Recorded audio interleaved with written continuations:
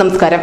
ഖാലിസ്ഥാൻ ഭീകരവാദി ഹർദീപ് സിംഗ് നിജാറിന്റെ കൊലപാതകം, കാനഡയിൽ കൂടി വരുന്ന ഖാലിസ്ഥാൻ പ്രേമം, ജസ്റ്റിൻ ട്രൂഡോ എന്ന നേതാവിന്റെ രാഷ്ട്രീയ ഭാവി, അതിനു പുറമെ ഇന്ത്യയും കാനഡയും തമ്മിൽ വല്ലാതെ ഉലഞ്ഞുപോയ നയതന്ത്ര ബന്ധങ്ങൾ. ഏതാനും മാസങ്ങൾക്ക് മുൻപ് വരെ ഈ വാർത്തകൾ നമ്മൾ നിരന്തരം കേട്ടിരുന്നു. പിന്നീട് ആ വാർത്തകളുടെ എണ്ണം കുറഞ്ഞിരുന്നുവെങ്കിൽ പോലും പ്രശ്നങ്ങൾക്ക് യാതൊരു കുറവും ഉണ്ടായിരുന്നില്ല. ഏറ്റവും ഒടുവിലായി കാനഡയിൽ നിന്നും എത്തിയ വാർത്ത ഹർദീപ് സിംഗ് നിജാറിന്റെ കൊലപാതകവുമായി ബന്ധപ്പെട്ട 3 ഇന്ത്യൻ യുവാക്കളെ അറസ്റ്റ് ചെയ്തു എന്നതായിരുന്നു. എന്തായാലും ഈ അറസ്റ്റിന് തൊട്ടു പിന്നാലെ കനേഡിയൻ മാധ്യമമായ ഗ്ലോബ് ആൻഡ് മെയിലിൽ ഒരു ലേഖനം പ്രത്യക്ഷപ്പെട്ടിരിക്കുന്നു.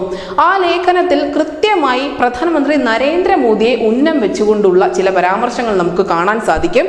ആ ലേഖനത്തിൽ നരേന്ദ്രമോദി പറഞ്ഞു എന്ന നിലയിൽ ഈ ഗ്ലോബ് ആൻഡ് മെയിൽ പ്രസിദ്ധീകരിച്ചിരിക്കുന്നത് ഭീകരവാദികളെ അവരുടെ വീടുകളിൽ കയറി ചെന്ന് അല്ലെങ്കിൽ അവരുള്ള രാജ്യത്ത് കയറി ചെന്ന് ഇന്ത്യ കൊല്ലും എന്ന് നരേന്ദ്രമോദി പറഞ്ഞു എന്ന തരത്തിലാണ്.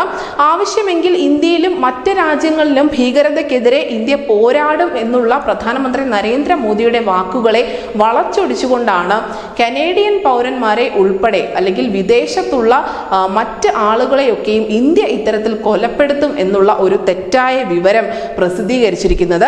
മാത്രമല്ല, ഈ വിദേശികളെ അവരുടെ സ്വന്തം രാജ്യത്ത് വെച്ച് കൊല്ലും എന്നുള്ള നരേന്ദ്രമോദിയുടെ ഭീഷണി അവഗണിക്കാൻ സാധിക്കില്ല എന്നുകൂടി പറയുന്നുണ്ട്. പാകിസ്ഥാൻ ആസ്ഥാനമായുള്ള ഭീകരതയ്ക്കെതിരെ കർശനമായ നിലപാടെടുക്കുമെന്ന് നരേന്ദ്രമോദി പറഞ്ഞതിനെയാണ് വളച്ചൊടിച്ച് ഇത്തരത്തിൽ വ്യാഖ്യാനിച്ചിരിക്കുന്നത്.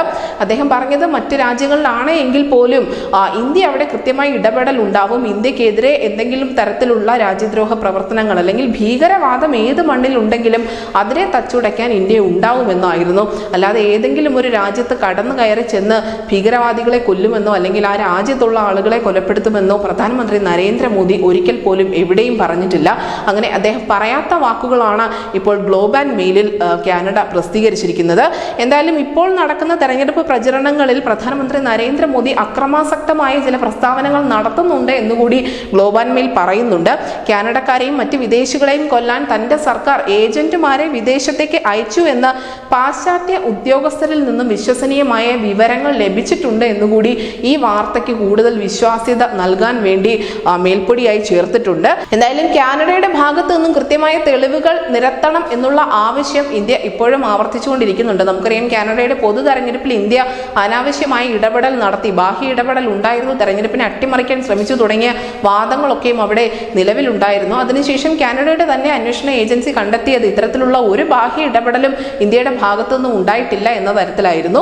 അതിന് പോലും മാപ്പ് പറയാൻ കാനഡ തയ്യാറായിരുന്നില്ല. ഇത്തരത്തിൽ വെറുതെ ആരോപണങ്ങൾ പറയുക മാത്രമായിരുന്നു ഇത്രയും കാലം കാനഡ ചെയ്തിരുന്നതെങ്കിൽ ഇപ്പോൾ പ്രത്യക്ഷമായി തന്നെ പ്രധാനമന്ത്രി നരേന്ദ്രമോദിയുടെ പേര് പറഞ്ഞ് വിമർശിക്കാൻ തുടങ്ങിയിരിക്കുന്നു.